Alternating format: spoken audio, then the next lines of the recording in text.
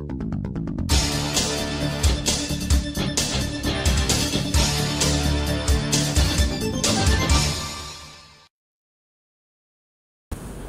melihat ini suatu kolaborasi yang baik sekali, khususnya dengan indikatornya kita untuk melakukan standarisasi terkait dengan praktek-praktek terkait branding gitu ya, yang saat ini memang menjadi sangat banyak sekali interpretasinya.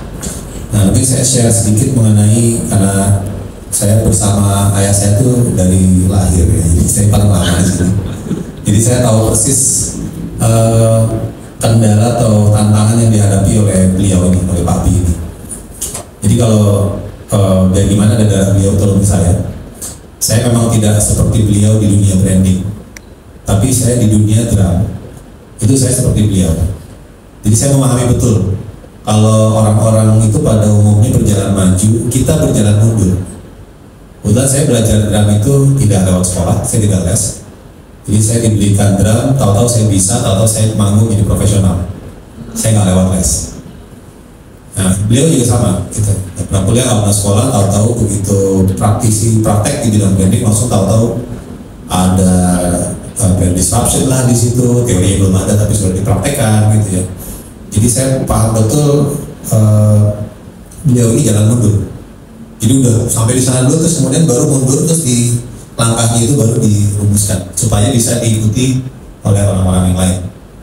Nah, kalau di dunia branding, karena saya lewat jalur biasa gitu ya, lewat jalur sekolah, terus kemudian saya ambil master di UI dan seterusnya, terus kemudian saya sama kayak Eki, bisa memahami beliau lewat sekolah gitu ya.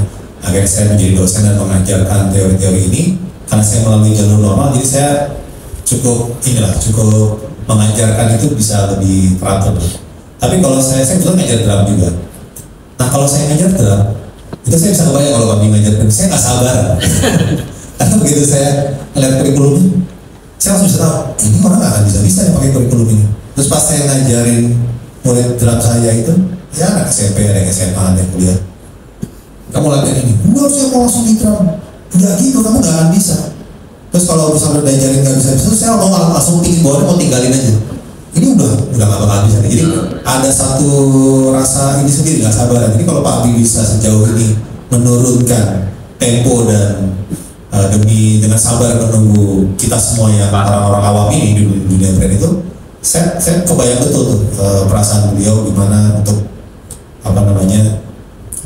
menahan diri gitu ya, untuk nungguin kita semua.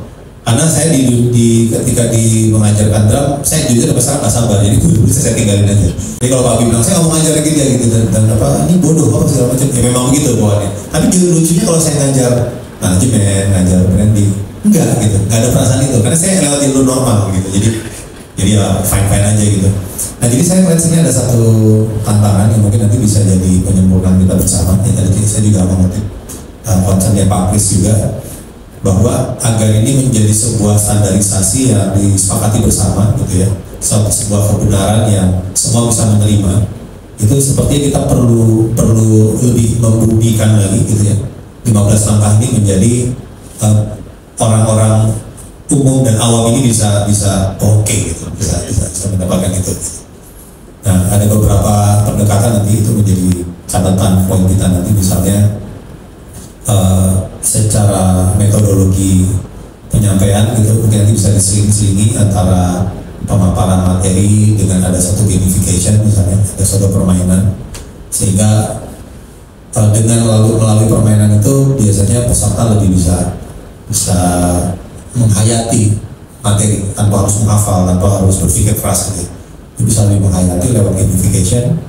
Lalu kita bisa juga lakukan tadi ada project assignment, bisa assignment dari real case yang dihadapi oleh masing-masing peserta, atau bisa juga kita buatkan simulasi case, lalu kita bikin grouping gitu ya, masing-masing dibikinkan kayak semacam penugasan kelompok, kemudian itu bisa mereka paparkan, terus ada ujiannya, dan bisa juga nanti dibuatkan kayak semacam project jangka panjang yang akan dievaluasi kemudian hari setelah sebulan atau 2 bulan kemudian gitu ya.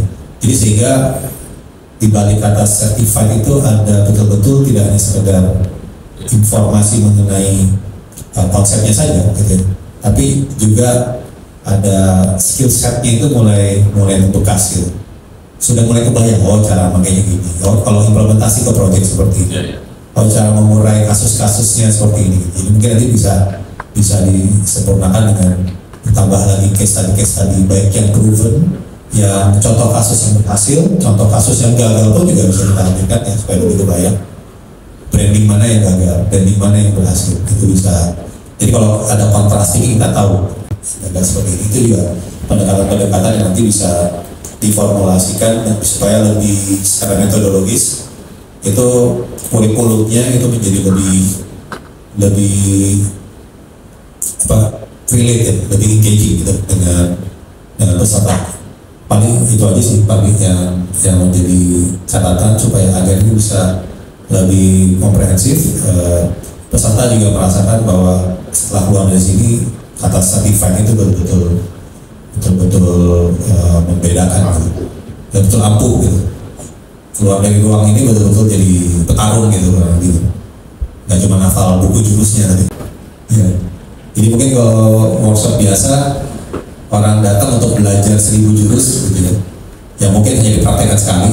Tapi kalau di certified ini mungkin yang diingat terus hanya 1 jurus, tapi prakteknya 1000 kali gitu.